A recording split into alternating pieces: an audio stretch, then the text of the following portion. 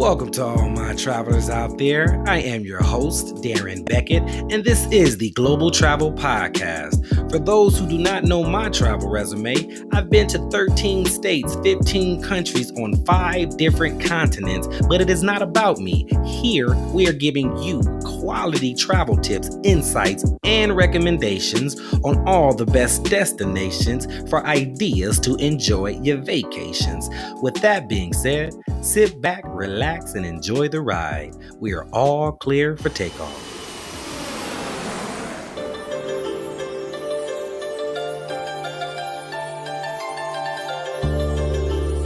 All right, ladies and gentlemen, before we reach our destination, make sure you guys hit the subscribe button, click the bell, and if you can do me a huge favor, if you can leave a comment in the comment section below, type in the words, "I got my ticket." And at the end of the show, I'm going to come back, respond, and see how your experience went with us, all right?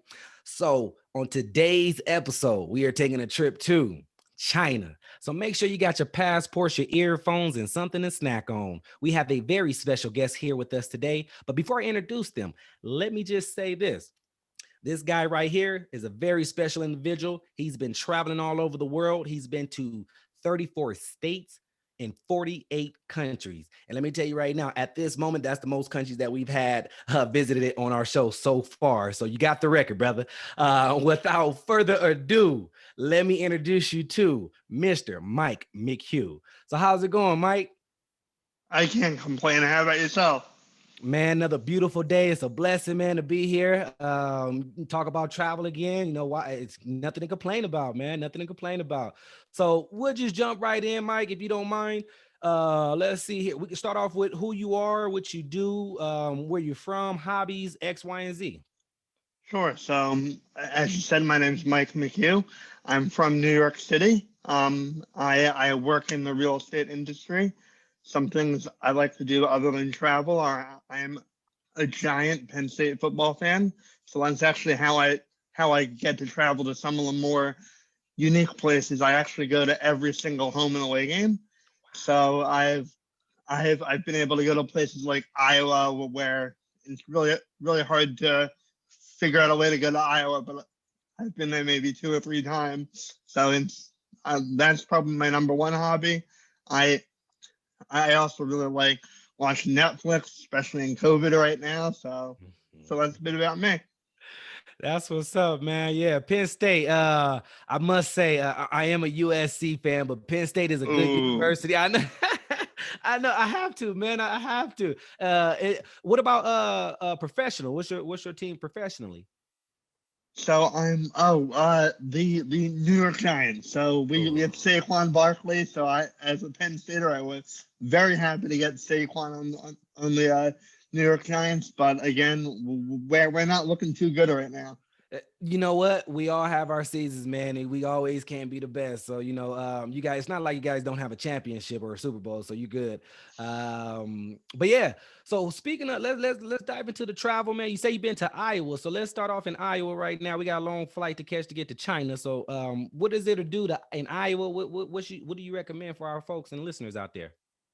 So Iowa City, which is where the University of Iowa is the quintessential college town. It's got maybe 2 or 3 main streets with bars, things like that, and really just the entire town comes live around college football season, which is really cool. Beautiful campus, all that stuff. It's got a nice river running right through it. But I really like to fly into either Cedar Rapids or Des Moines, and those drives are some of the most cool drives because all you see from start to finish is cornfields. Mm-hmm. And something that I really like about Iowa in general is they have a whole slogan called ANF, Mm-hmm. which is something I had never heard about beforehand. But they actually there are a lot of mom and pop farms in Iowa, and the slogan stands for is America needs farmers. So all these towns, whenever the harvest season is coming up, they actually all the townspeople volunteer to help the mom and pop farms harvest their crops and send them out because that's the only way that they can keep keep on surviving in this huge global society. Right. Nice. Nice. So far as things to do in Iowa, what do you recommend to do as far as like tourism or even the locals, what locals do? So in terms of things to do in Iowa, I really only pass through for the football game, Mm-hmm. but I would say that if you go to Cedar Rapids, there's a burger place that's all zombie themed. I can't remember the name of it, but it's a zombie themed burger place, and it's got all this really cool like zombie memorabilia, horror movie memorabilia, really cool like themed burgers and milkshakes. I'll send you the name of it afterward, and you can put it in the maybe at the bottom of the screen. Cool, cool. Yeah, definitely. That sounds like fun. We'll do that. What's the weather like in Iowa? Is it hot? Is it cold? I mean, is it snowing or how does that work out there? So I've been there in the fall, and it's not that cold, it's not that warm. It's kind Mm-hmm. of in terms of Fahrenheit, maybe 30 to 50 degrees Fahrenheit. I know in the summer it's really hot, Mm-hmm. and because it's really just plain. Mm-hmm. So the sun just beats down on you. There's not much shade.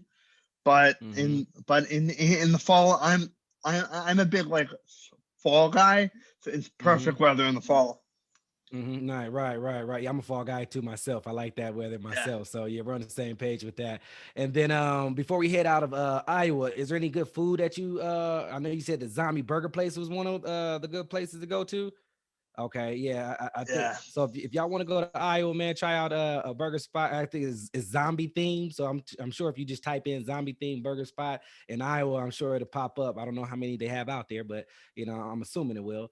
And then I'm gonna for all my listeners and travelers out there, I'm gonna put Mike, I'm gonna put all your social media handles and websites. And I know, did you want to talk about traveling, while Yeah. disabled, or let us know about that? Because I know we got some Yeah. folks Sure. out there who might want to, how do you travel, all that good stuff. So let us know. Yeah. Sure. So I was born with a disease called arthrogryposis, Mm-hmm. which basically means that the tendons in my legs are shriveled up, Mm-hmm. and something that the doctors told my parents after I was born, which really resonated with them and helped them understand how to raise me, was that I'll never play football, but that's Mm-hmm. about the extent of my limitations. Mm-hmm. So I really started. I was raised with a lot of support by my parents to go follow my dreams and not let anyone stop me. Mm-hmm. And so when I went to Penn State, I knew I wanted to study abroad because I loved Italy. I loved traveling. So I came in on day one and I was like, I'm studying abroad. And I got some really kind of strange looks at it because they would never think that someone that can't walk, that uses crutches to walk, would ever be able to go study abroad. But Mm-hmm. I proved them wrong, and that's really how I fell in love with traveling, and I got and the travel bug bit me.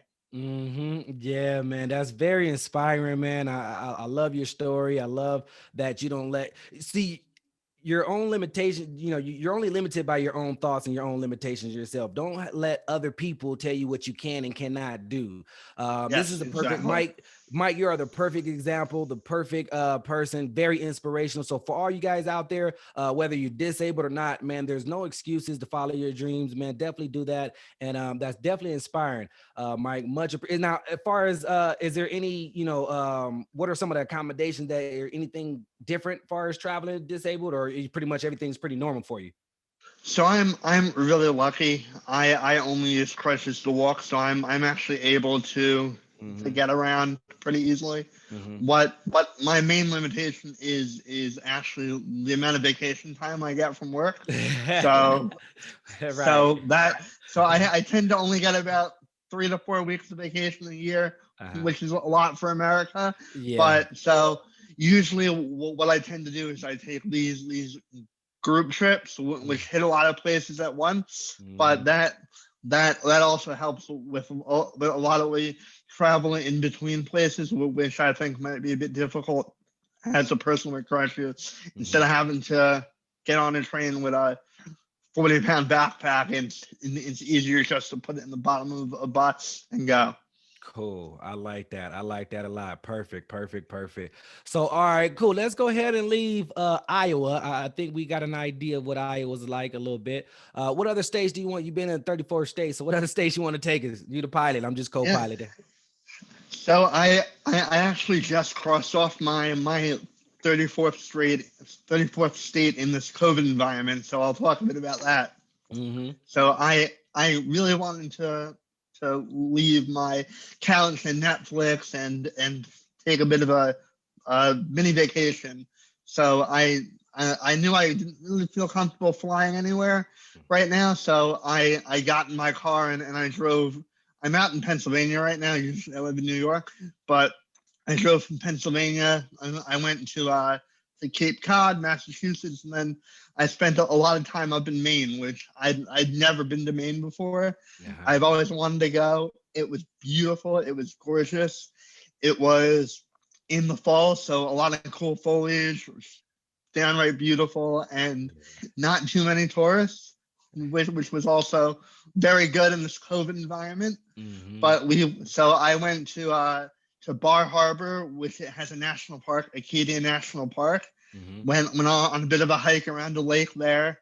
I had some great lobster rolls, some amazing seafood. I'm not a big seafood guy, but when you're in Maine, you have to do as the Mainers do.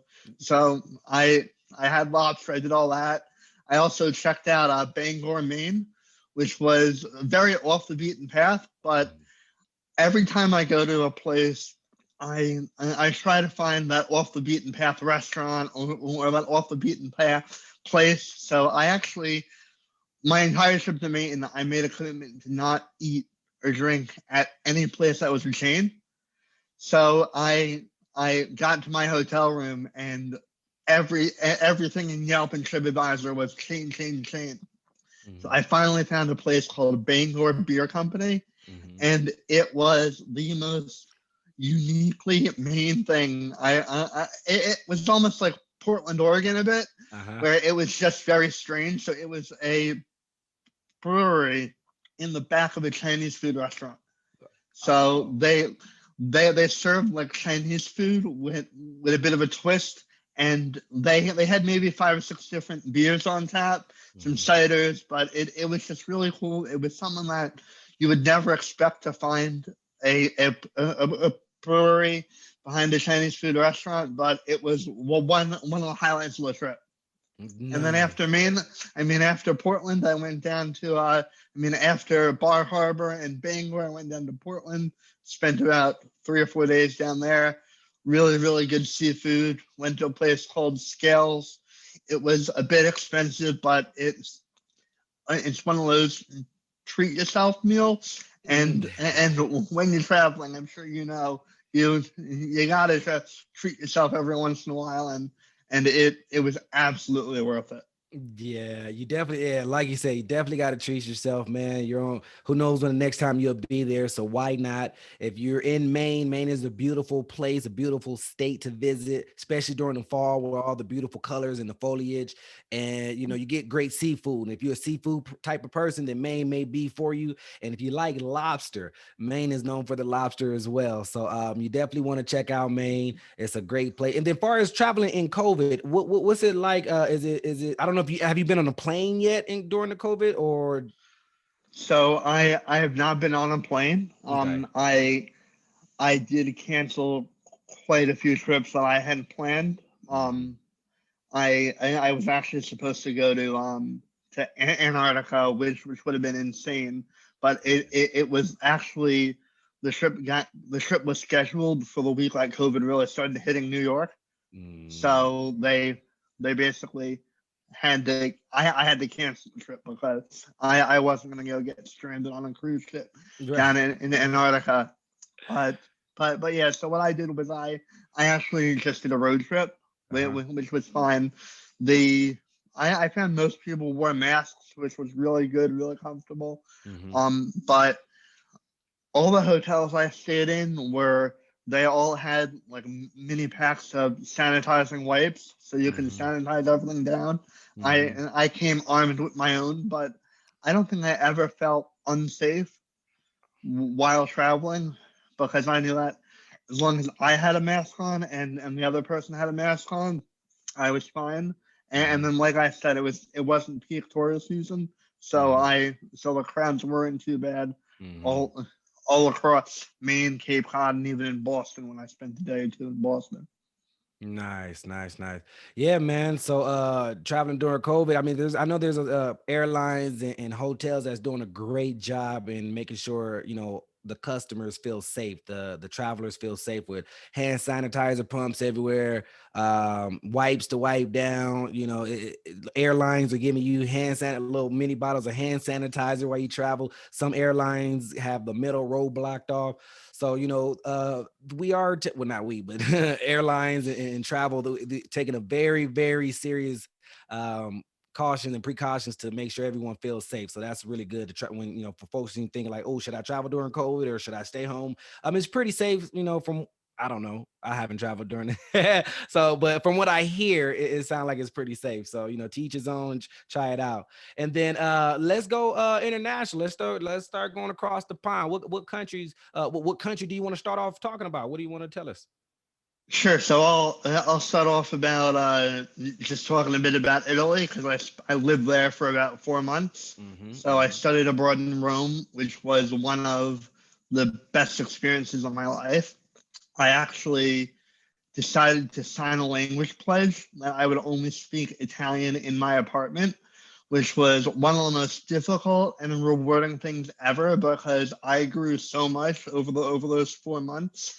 And by the end of the 4 months, I was using words I have no idea what they even mean in English. Until this day, I couldn't tell you what they mean in English. But when you immerse yourself in the language, it really just it kind of becomes part of you. Unfortunately, I've lost quite a bit of my Italian skills since I stopped. Since I really haven't been back to Italy that much since I left in 2011. But hmm. I've been back a few times, and I'm always a bit surprised by how quickly it comes back. But when I studied abroad, I that like I said, that was where I got bit by the travel bug, and because Rome is such a central location in Europe, I was able to actually travel to 10 different countries and just around 30 cities over those 4 months while still immersing myself in the Italian culture and basically living in Rome every week and pretty much every other weekend I stayed in Rome. So Wow. really, really great experience, great food, great wine, great people. Yeah. It's just a fantastic 4 months. Right. I believe it, man. I studied abroad too in Chile before, so I know what you mean. Wow. Yeah, yeah, yeah, I know what you mean by immersing yourself in the culture. So, you stay with other international students in the apartments, right? In the dorms.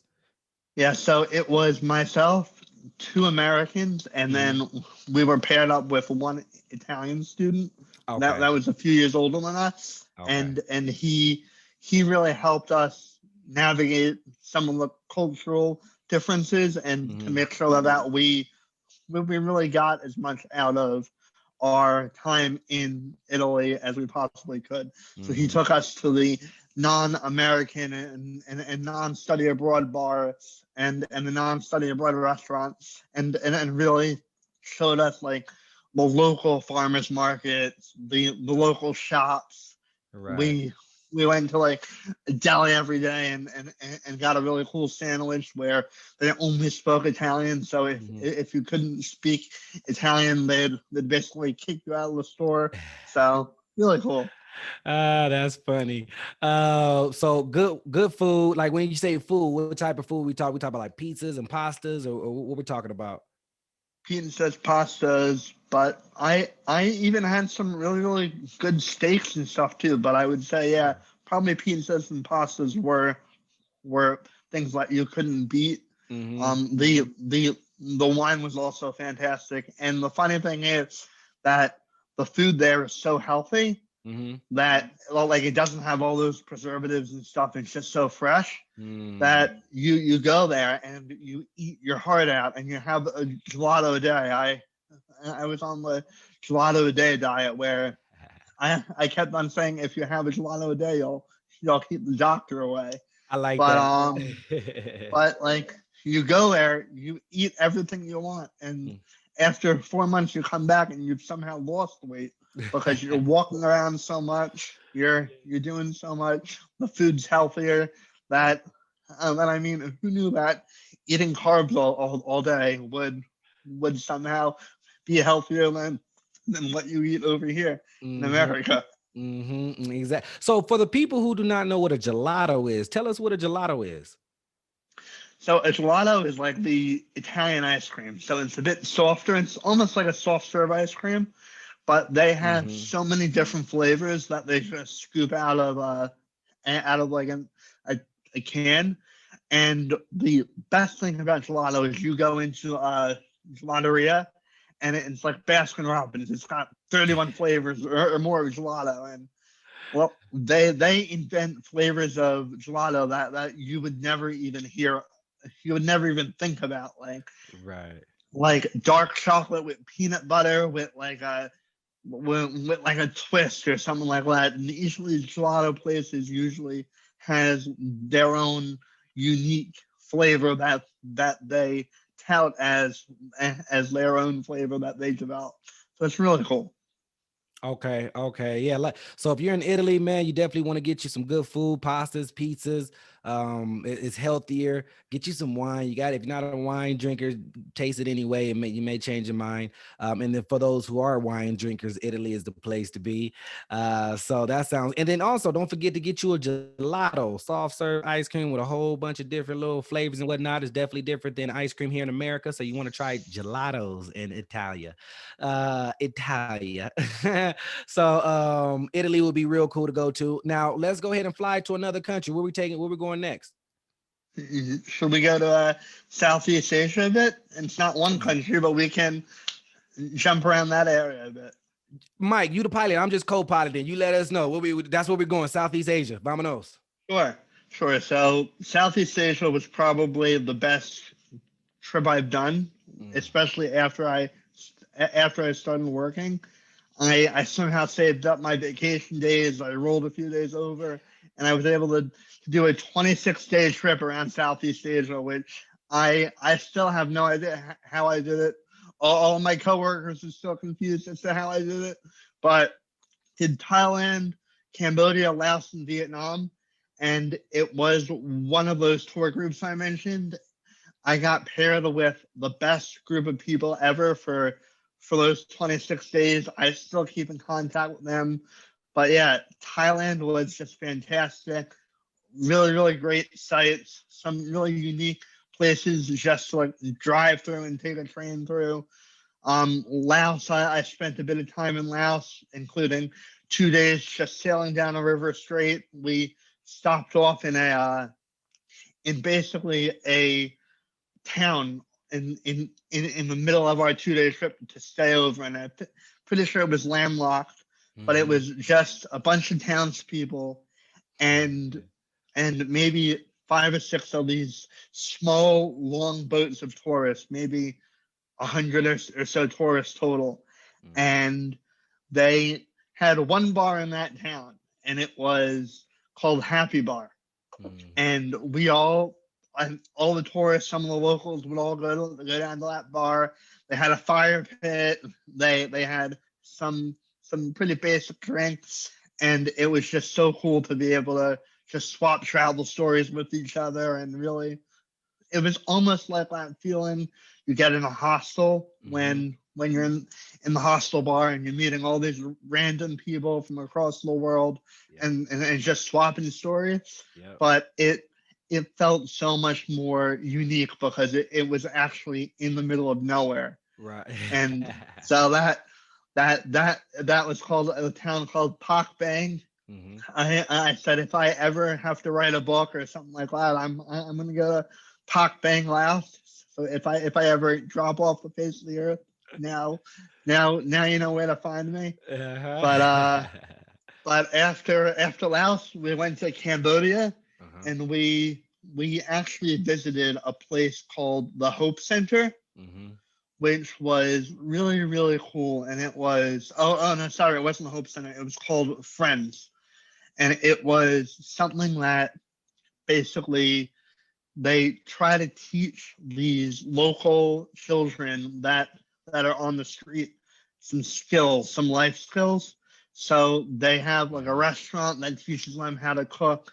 They have some like a store that they sell some handmade goods. And so I actually got I still love to travel with it. It's a wallet made out of tire shreds, and it's a Oh, bit heavy, but it's so cool, and it actually has a built-in SIM card holder. So and it's all about know your audience. So they have a built-in SIM card holder. I love to travel with it. I take it on every trip, and it's just a memory of basically that wherever you are in the world, there's always some people that are trying to make it, and mhm, and every little bit helps. So if you can somehow support them, it's one of the great things about traveling, just seeing all these different people and watching these people use the skills that they have.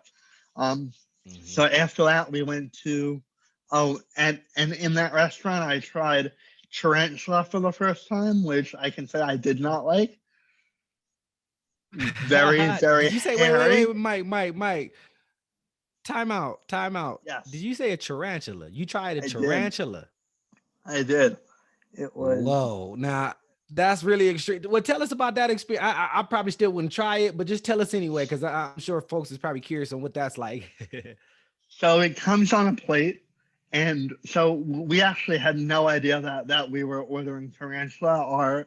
Our tour guide basically had them put it in front of us, and then we all kind of backed up a bit.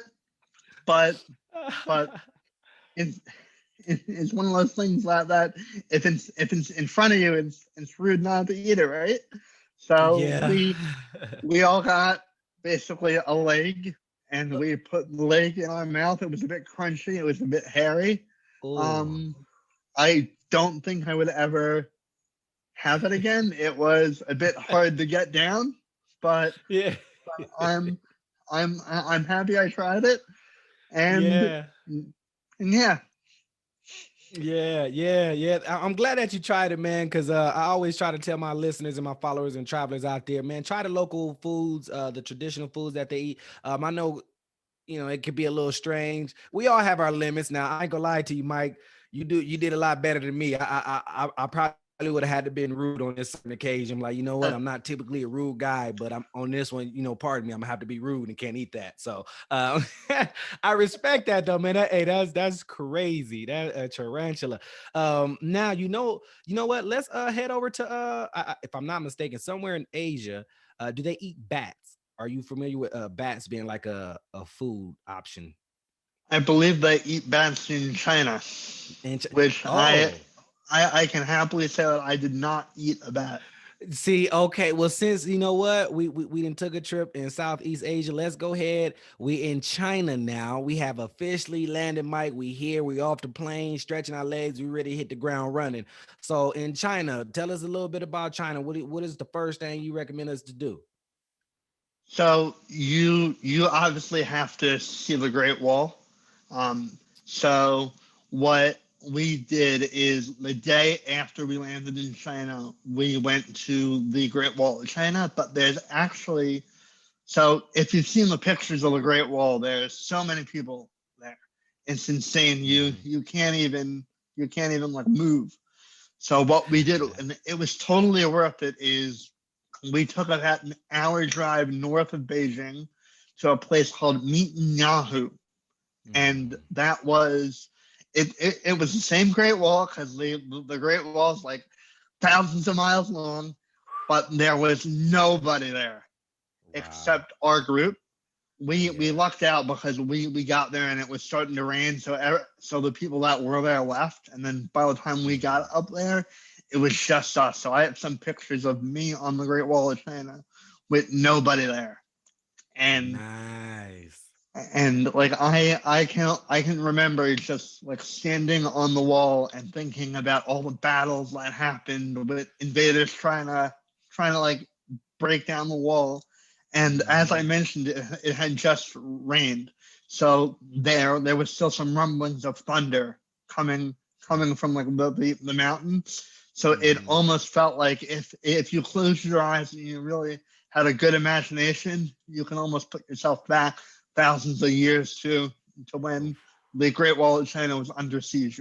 It was a really cool experience. I bet, man. That's definitely on my bucket list. The Great Wall of China. I've seen it. I did thousands of miles, man. I'm trying to figure out how long did it take, man. I know that was some hard work right there. So, what else would you recommend us to do? So, all right, we hit the Great Wall of China. What else would you recommend us to do while we here?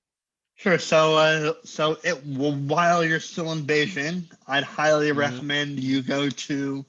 So there are three places in the entire world that have authentic Peking duck. Only three Mm, places, and they're all in Beijing. And it's mhm, because the so Peking is real Peking duck is only in Beijing.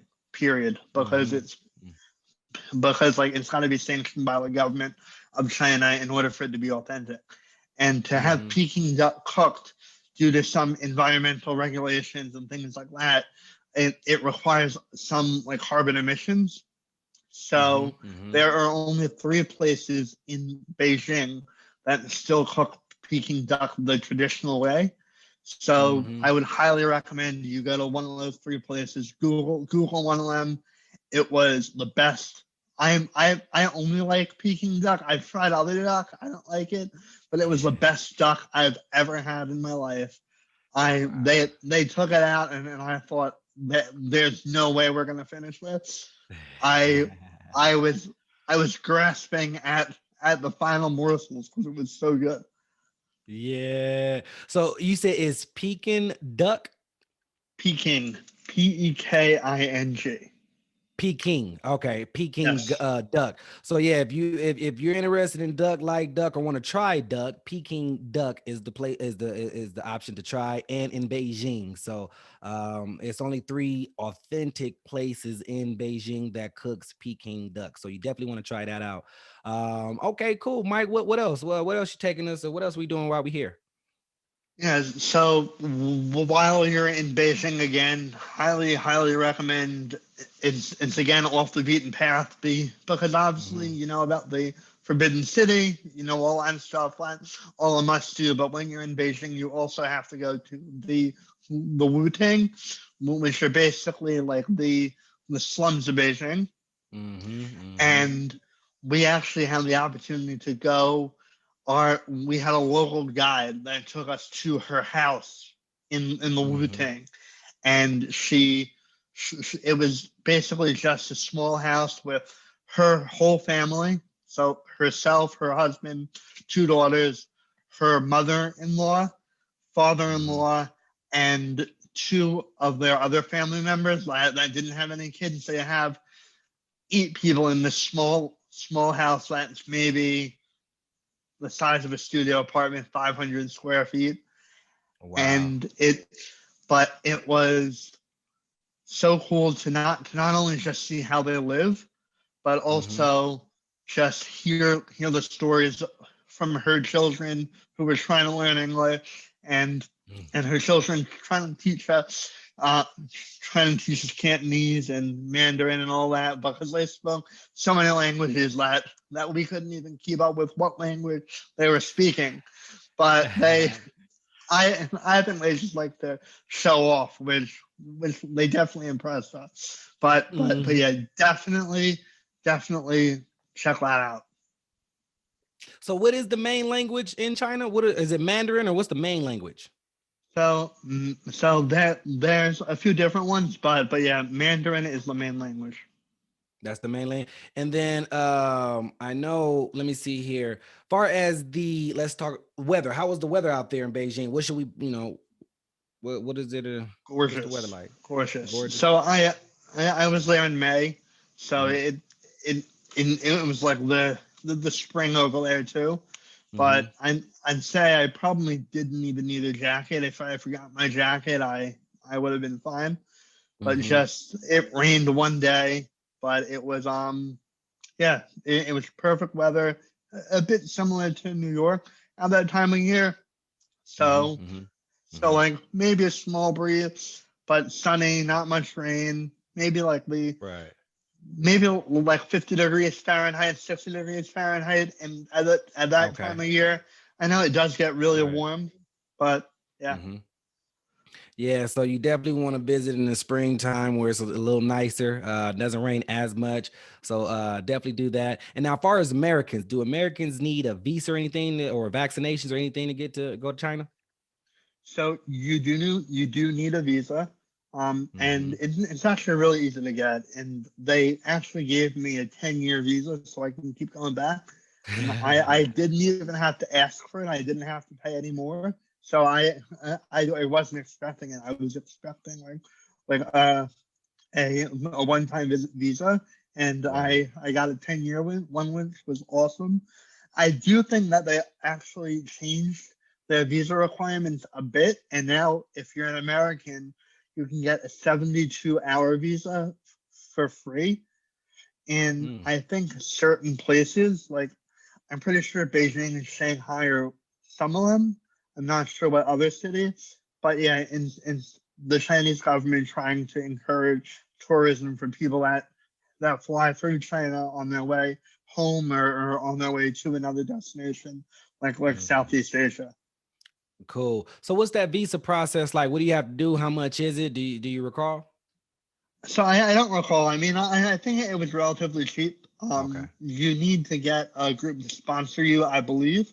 hmm So I got basically a letter from a Chinese travel company saying that I was traveling, and then I actually took the lazy way out, and instead of going to the Chinese embassy, I just used one of the visa services that's in New York, and then I gave them my passport. I gave them some money, like a check, and they took care of all of it. But it was really quick. I think I only didn't have my passport for about 3 weeks, which I always have a bit of anxiety when I don't have my passport. Uh-huh. I Uh-huh. feel like a part of me is missing, so Uh-huh. I always hate to part with it. Yep.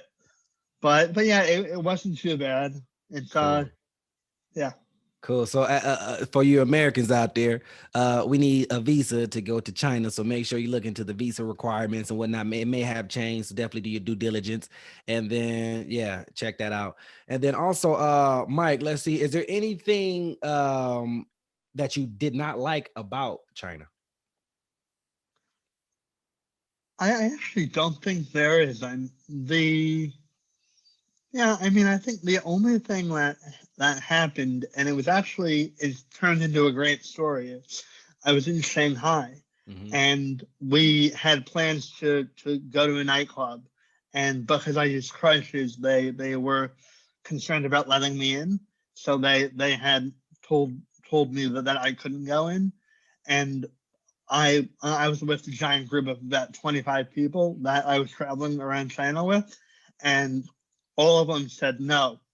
If Mike can't go in, we're all not going in, which was a really great story about just like a bond that you get with your fellow travelers.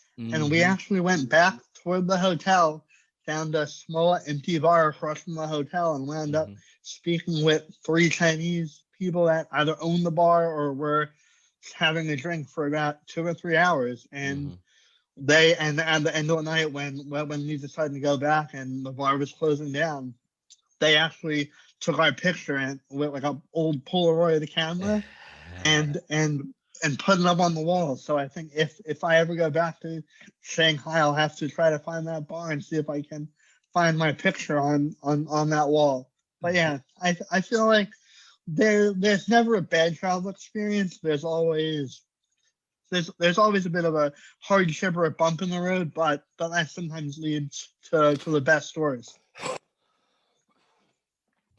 Yeah, you're absolutely right about that. I agree 100%. And then well, how long did it take you? You flew from New York, I'm assuming. So how long was that flight for you about? I think it was about 14 hours, so Mm, it's not too bad in economy. hmm I I think that might be one of the times that you try to use some of those credit card points to upgrade yourself, at least to economy plus, if not business. I've done Hong Kong. I did upgrade myself to business once when I was going to Hong Kong, Mm-hmm. and that was definitely the preferred method of travel for Mm-hmm. those long flights. But in economy, it's not too bad, especially if you can get some sleep on the plane. Right, right. Do you remember what airline it was by chance? Yeah, I took Cathay Pacific, who I love. They're Mm-hmm. they're so nice. The food is absolutely amazing, and the planes are just really they feel new. They Mm-hmm. they they always have some great pilots too that are always hilarious. I'm pretty sure most of their pilots are Australians, which are always some of my favorite people for their sense of humor. So Nice. yeah, I love Cathay Pacific. Nice, nice. What about the you said hotel? You was going back to the hotel. What hotel do you stay in? What do you if you do you recommend it? What was the hotel like?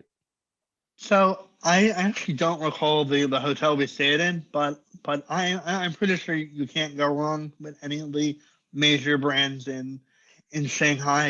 It's a giant city. It's a huge business district. So like yeah, Shanghai you really can't go wrong. And I feel like with the internet now, you can totally just do a bit of research and find out if something is going to be a good experience or a bad experience. Personally, when I travel by myself and I'm not in one of these groups, I prefer to stay in hostels because Mm-hmm. I like to meet people and have that unique experience and it's just like that whole camaraderie. I've met some great friends in hostels, Mm-hmm. but yeah. So if I'm traveling with a group, the group will book the hotel and I'll just show up. Nice, It's nice. easier that way. Right. Definitely. Yeah, I agree with you. So is there anything that you wish you would have done or would do differently if were back in China? Yeah, so I went to a small backpacker town in China called Yangshuo, and Mm-hmm. unfortunately, it rained the few days beforehand. Like they had Mm-hmm. giant monsoons that canceled a lot of our plans. But supposedly in that town, at least 8 years ago, in that town, they were known for having a kind of like a light festival, almost like Disney World, with fireworks at Mm-hmm. Disney World, like a whole show Mm-hmm. done by the person that organized the Beijing Olympics opening ceremony, which Mm-hmm. supposedly was even better than the Beijing opening ceremonies, which I have no idea how that's possible, but because those opening ceremonies were just instant goosebumps watching. But yeah, so I think if I went back, I would definitely go back to that town and try to see if I can get a ticket to that again. And then I think I would also just want to go a bit further off the beaten path in China to like Mm-hmm. more of the smaller areas that are a bit less known. Mm-hmm. Yeah, I hear you loud and clear. Now, isn't there a Disneyland? Is this in Shanghai? Is that true? Do I you know? think they have one in Shanghai and one in Hong Kong.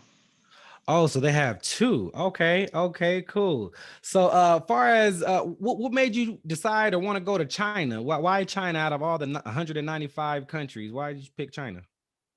So I've always been fascinated with that part of the world, Mm-hmm. and I knew I really wanted to see the Great Wall of China, given that it was Mm-hmm. one of the seven wonders of the world, and it was just a really easy choice for me. And on top of that, I really liked the whole itinerary that they had set up of Beijing, Xi'an, Shanghai, Yangzhou, and Hong Kong. I thought it was a great way to capture the entire, not the entire country, but the highlights of the country in essentially a 2 week trip. Mm-hmm. So that was what really attracted me to it, and I'm so happy I went.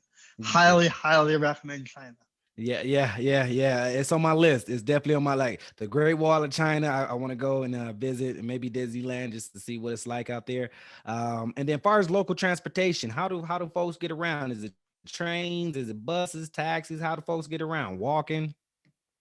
All of the above. So it's a big walking town. There's a lot of taxis. There are but well, one of the things I loved about my time in China was we did an overnight train Mm-hmm. from Beijing to Xi'an, Mm-hmm. and it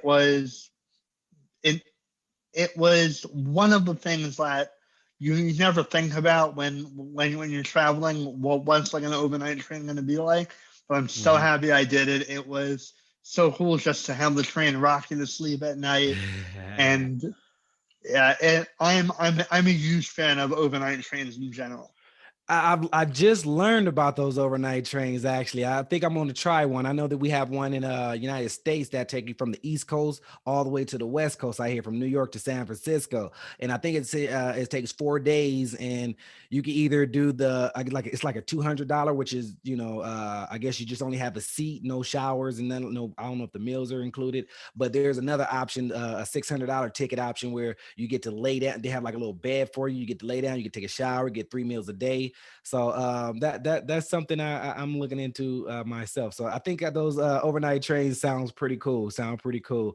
Now for those I'll have shoppers, to check that out. yeah, That check it sounds out. cool. Yeah, check it out. It's have you ever been to San Francisco by chance? I have. Love it.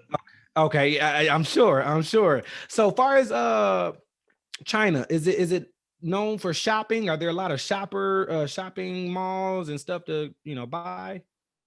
Yeah. So it was pretty Western in that aspect. There was a lot of just random stores that you would see anywhere else in the U.S. Mm-hmm. They did have a giant shopping mall, things like that. I'm not a huge shopper, so Mm-hmm. but what I liked about China is they have a lot of these smaller like places that specialize in different things. So Mm-hmm. I got like a tea set, which was really cool. I was like all made out of ceramics and things like that. I Yeah. got Yeah. some really cool chopsticks. So like I'm more about collecting those smaller authentic trinkets along the way. Yes. And Yes. China definitely had a lot of that, which was really Yeah. cool. Cool. I like that. I like that. I collect little trinkets to myself, little souvenirs or what have you. So I think that's like a traveler's thing. We like to collect things from the countries we've been, whether it's a shot glass, whether it's the actual liquor itself, or if it's like little trinkets or whatnot. So I think that's very important when it comes to traveling. Just collect, so you got little memories and whatnot. So that's pretty cool. And then, far as is there anything about China before you arrived that you had any judgments or preconceived notion that wasn't true, or maybe was true?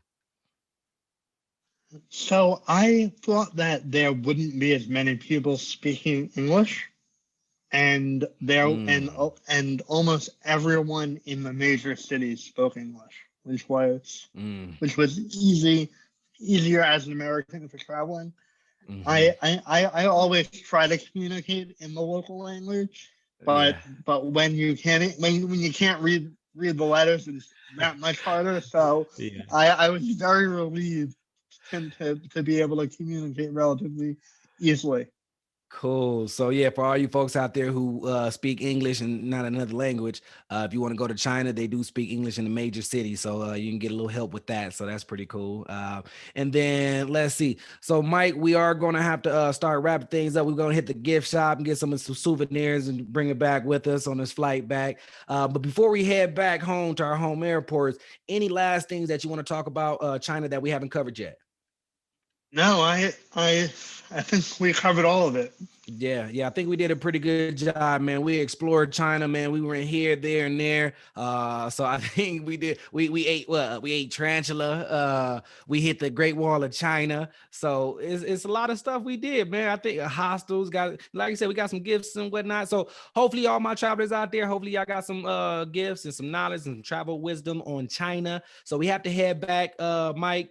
But before, as we head back, we do have one last segment, and that segment is called the lightning round. So I'm going to ask you a list of questions. All right. It's going to be a list of questions. You have to answer them as fast as possible. Okay. So, not too much thinking. And then also you can only answer in one word answers. Okay. So no Okay. sentences, no backstories, and nothing like that. But let me go ahead and get ready. Let me see if I'm ready. Okay. I think I'm ready. You ready? Yes. All right, let's do it. So question number one, what is your favorite airline?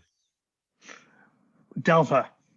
What is your favorite hotel or hostel? Marriott. What is your favorite cruise line? Carnival. What is your favorite state? New York. What is your favorite country? Italy. What is your favorite hotel or hostel booking site? Hostels.com. What is your favorite flight booking site? Delta.com. What is one thing that Mike McHugh always have to bring on all his trips? An iPad. Where do you want to go next? Antarctica. Which country, oh no, excuse me, what other state would you like to live in? Alaska. What other country would you live in? Thailand. Last question. What is your favorite travel podcast? The Global Travel Podcast. Good answer. Good answer. That's what I'm talking about, Mike. Much appreciated, brother. Thank you so much, Mike, man. Thank you. I will put all your social medias in there, your website, whatever you have. We're going to put in the video. So our folks, if you guys, travelers out there, if you guys have any more questions for Mike, if you want to go to China, or if you want to go to any of the other 48 countries that he's been to, you want to pick his brain, and I'll give that access to him. Then also, ladies and gentlemen, you know what time of day it is. I need you back into your seats, buckle up. I need you to also put the trays up, seats in an upright position. We're about to land. But before we land, Mike, if you can do us a huge favor, before we hit our home airport, before we touch down, what is one last piece of travel advice that you can give our travelers out there? Just do it. If you're thinking about traveling, just do it. It's something that you'll be so happy you did. Yeah, I like that. It's simple, man. Quit, don't think about it. Just like Nike say, just do it. Beautiful. All right, ladies and gentlemen, thank you for flying here with us at the Global Travel Podcast. We are safely landed. You can unbuckle your seatbelt, you can grab your belongings, and exit the cabin. So with that being said, see you guys on our next trip.